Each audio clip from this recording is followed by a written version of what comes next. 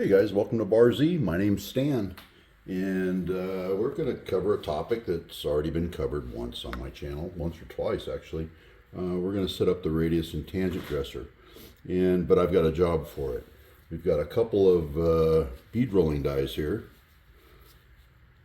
and this is a 3/8 bead, but the gentleman that I'm building these for, he wants a 1/2 inch bead. And it's for a Mittler bead roller, and we're going to use a 1/2 inch tool blank, and we're going to cut a concave radius in this, 1/4 inch radius, 1/2 inch diameter, and we're going to set up the radius and tangent dresser. And I've covered it before, but it's easy to set up. And if you know what you're doing and you've zeroed your diamond, look back on my old videos to show how to zero your diamond. My diamond's already set with this pin right here. That pin gets locked in, and then your diamond gets set with using the tool on your center line height. Now right now, that diamond is pivoting around a 0 point. But what we want to do is we want to cut a convex wheel to create a concave tool. So we actually need to lower the tool to create our 1/2 inch diameter or 1/4 inch radius. So we're going to flip the tool upside down real quick. We'll lock it. Get this chunk of material out of here. That's my material. I'm just using a chunk of 2 5/8 4140 for the rollers. And we'll test it first before we harden it. And what I've got here is a 250 gauge block stack, which is the radius of 1/2 inch.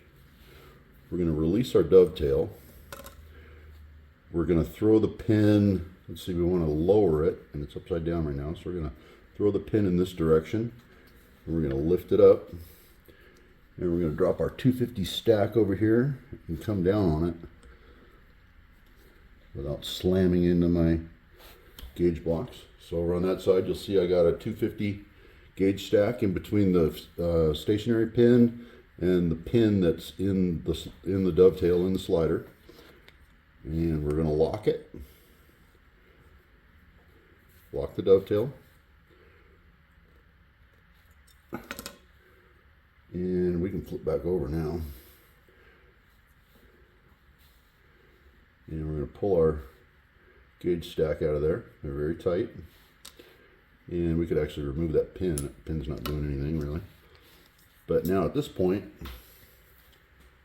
our diamond is moving around my, I don't know if you can see it or not, hopefully you can. That diamond is moving around my center point, 1/4 inch per side. And if we set a stop, we're going to set this veneer stop. We're going to come up here. We should still have it set to 90 from my last job. Okay, so that's 90 degrees right, and that's 90 degrees left. So we're making a 180 degree sweep with that diamond with hard stops at each end. So that's all we're going to be doing on the grinding wheel. So we're going to create a convex wheel to create a concave part. We're going to tilt this back in the vise. We're going to give ourselves about 8 degrees of nose angle on it. We're simply making a plunge tool, which this thing's going to be a chatter monster, but we'll deal with that later. We're all set to do this now. Let's go shape the wheel. Okay, so I got the diamond set up. We're over here at the surface grinder. I've got the diamond on the center line of the wheel, this way. And that's just eyeball centric. You don't have to be too exact. These are just bead roller dies. I know by tipping my tool back my 8 degrees, I'm going to end up with a very slight ellipse. Don't care about that either. This is nothing that is a precision fit. It's not diesel fuel injectors or anything. So if we got a little bit of an ellipse on the part, we don't really care that much. What I started out by doing, I went all the way left, then I took the wheel and plunged straight down. That's where you see that little bit of cut there. Then I took my diamond all the way right and I plunge the wheel straight down to trim the backside, so I know I've got an exact half-inch wheel. When I measured the wheel with a pair of calipers, and it was like 30 thousandths over half inch, even though it's classified as a half-inch wheel. It still needs a little bit of truing up. So that way I know when I swing left and when I swing right, I'm not going to you know, have any surprises when I come around the corner and, oh man, my wheel's too thick. So half-inch wheel with a half-inch diameter, quarter-inch radius is what we're doing. I'm going to rough some of it in. I'm going to use a carborundum stone and knock these corners off pretty good, and just do some of my rough in work, just eyeball centric, and take some of the work away from the diamond. And if you don't have a carborundum stone, you need to get one. A couple other things that are handy besides a carborundum stone. This is a Norton.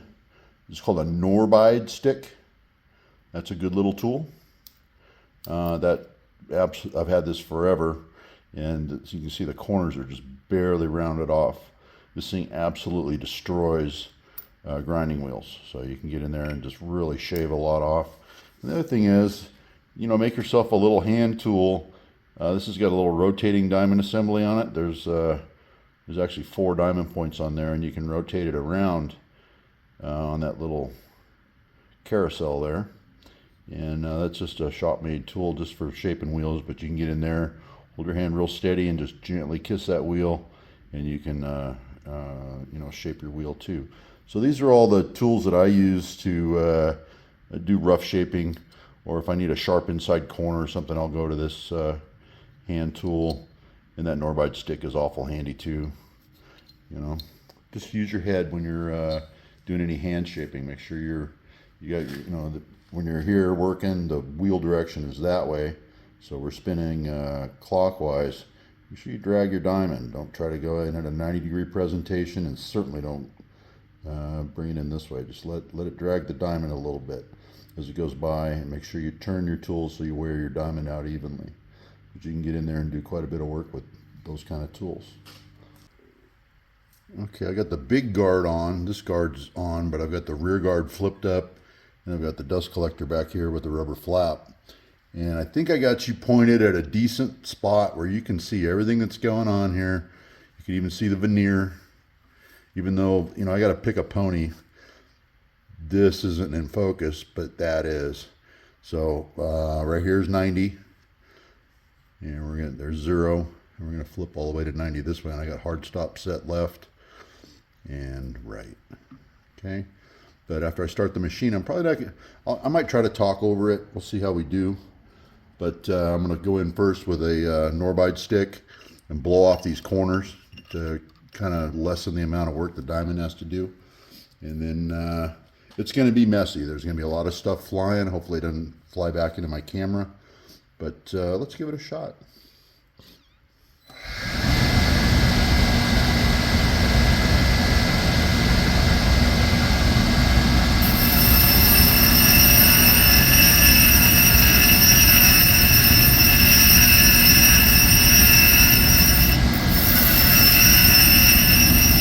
You can see how messy that is. It's just throwing dust everywhere. That dust collector is picking it up pretty good. And you see what it did to that edge. Hardly anything. Okay, I'm going to reach around the camera here. Come in here on this side.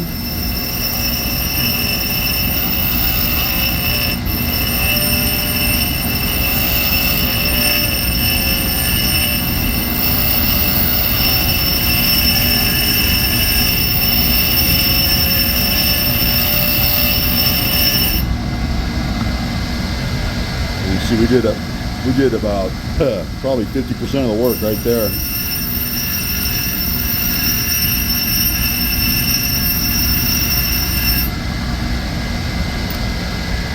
Well, now it's time to start doing down feeds and doing our left and right movement.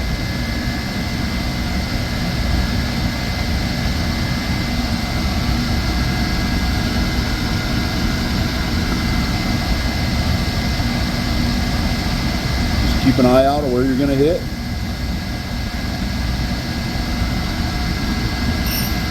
There we got a little contact there.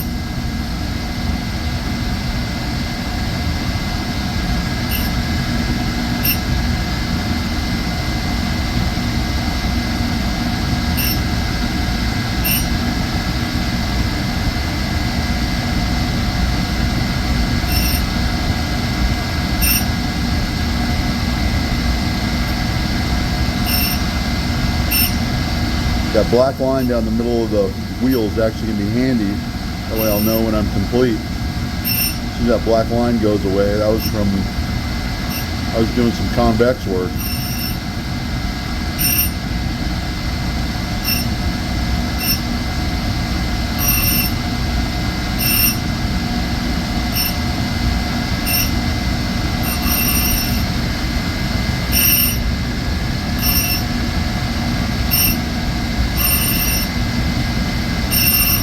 Doing about 5 thousandths down feeds on the tower.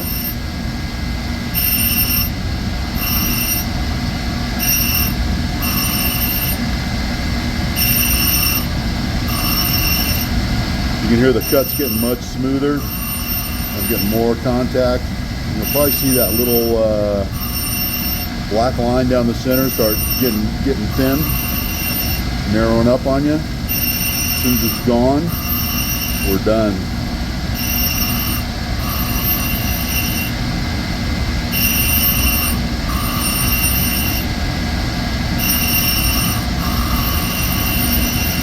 We're down to a pinstripe now down the center.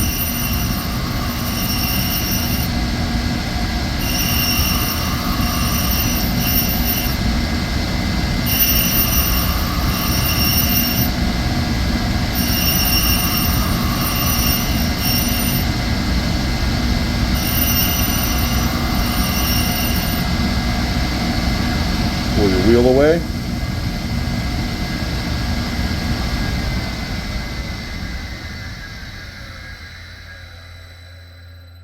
And give it a look. I see very little black down the center. There's just some residual down in the pores of the wheel. But I think we're ready to cut. Okay, I just went handheld here real quick. I took a little Sharpie, hit my tool with some Sharpie, and used a radius gauge, 1/4 inch radius. So 1/2 inch tool, 1/2 inch diameter. I don't know if that's a good idea or not. Those are going to come to a sharp point at both ends, but we're going to do it. So we're going to chunk that out with a cutoff wheel.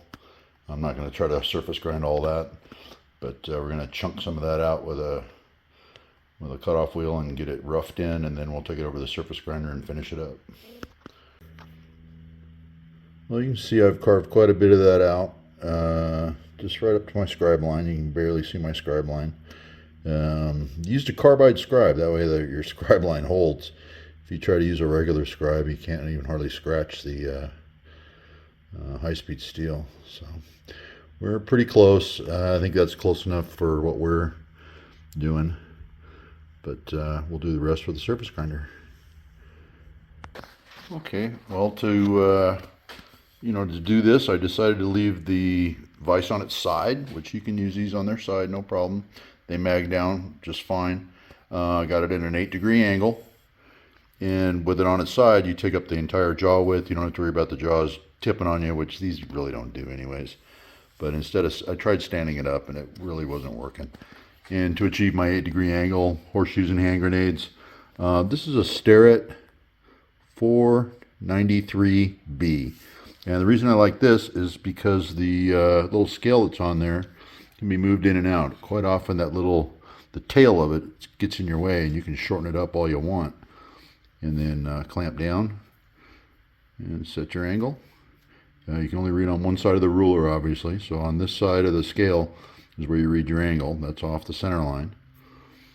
But that's one of my favorite ones. I think that was gifted to me by Mr. Rick Gearhart out of Florida.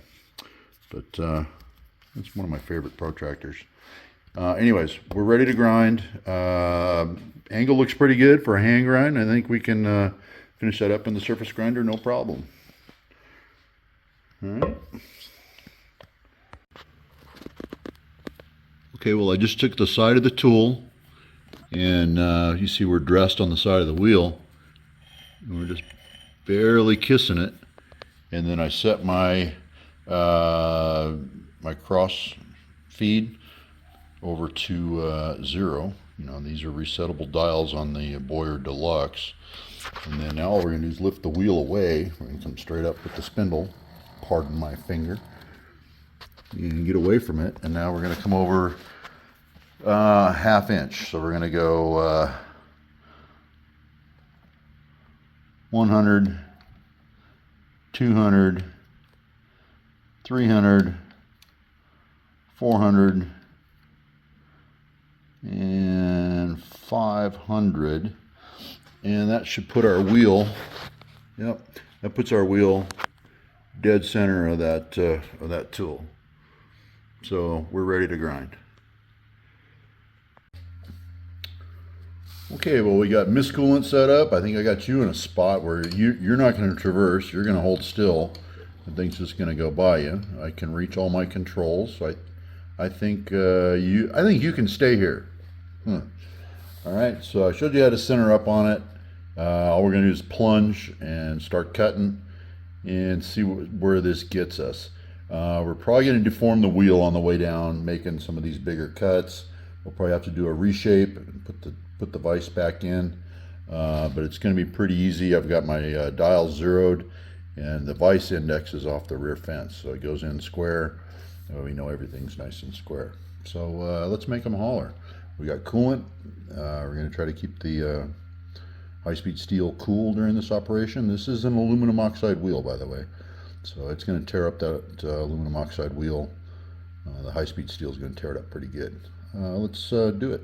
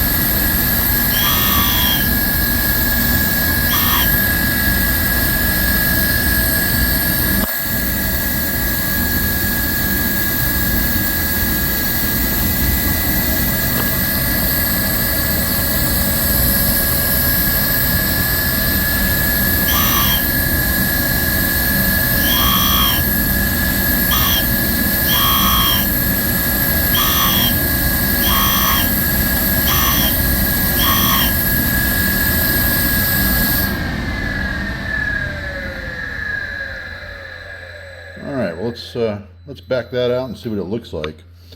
I went to move it with you guys there, and actually when I'm going to pull it away, the table bumps the camera. Well, it looks like we got full contact there. Our edges are just paper thin. Don't know whether that matters. I don't think it does. But I think we're got a full form there. There she blows. way down pretty much where our scribe marks are. We're all parallel with our scribe marks. Looks good. I think we're in good shape. Release this magnet. And I can turn it to show you a little bit.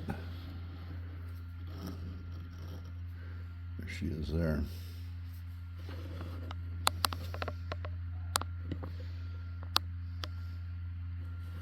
So, anyways, all that's left to do is try it out on the machine. Okay, well, we got it out of the vise and thought I'd show it to you. It develops a pretty good finish.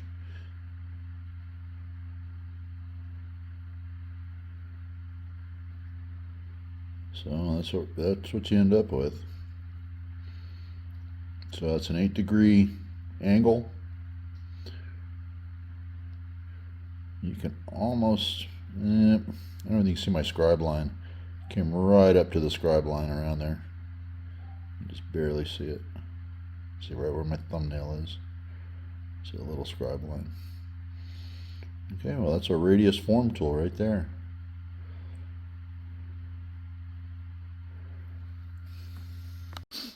Okay, we're coming up on the moment of truth. I've got a 1/2 inch wide by 1/4 inch deep block cut in this. This is a piece of 4140, and I'm going to go ahead and lob off. I'm going to hog some of it out just with a 45-degree tool. I'm just going to lob off the corners that I know aren't going to actually matter. So we're going to come in and grab those real quick.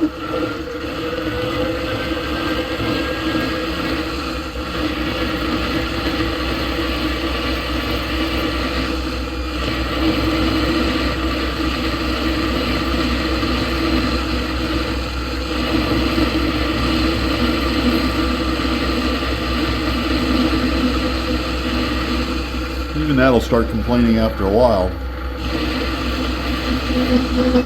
Oil doesn't help. Plunge cut like that, nah.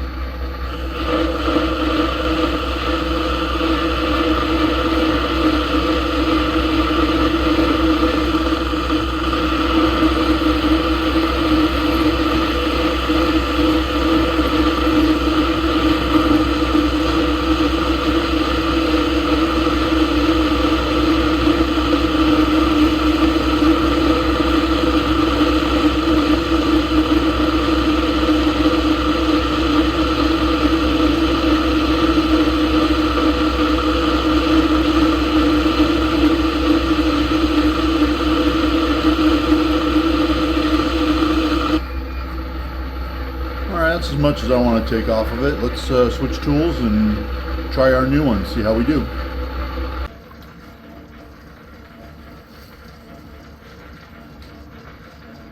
Okay, let's make them holler.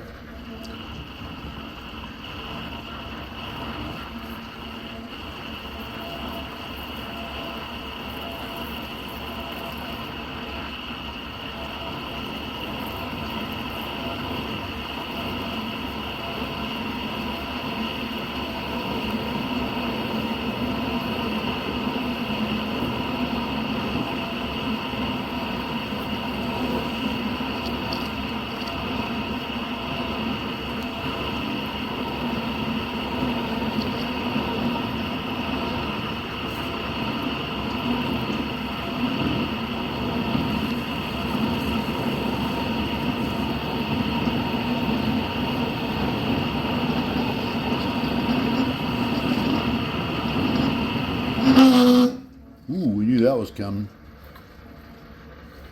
Time to start side shifting a little left, a little right.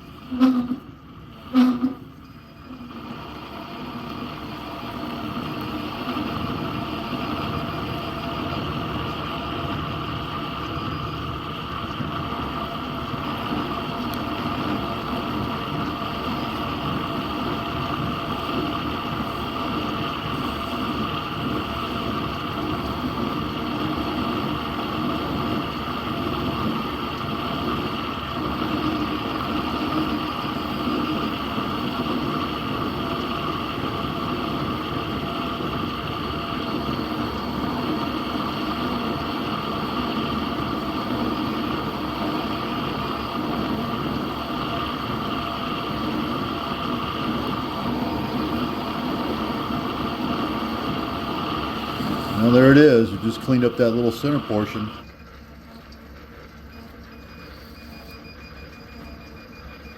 That's a 1/2 inch bead.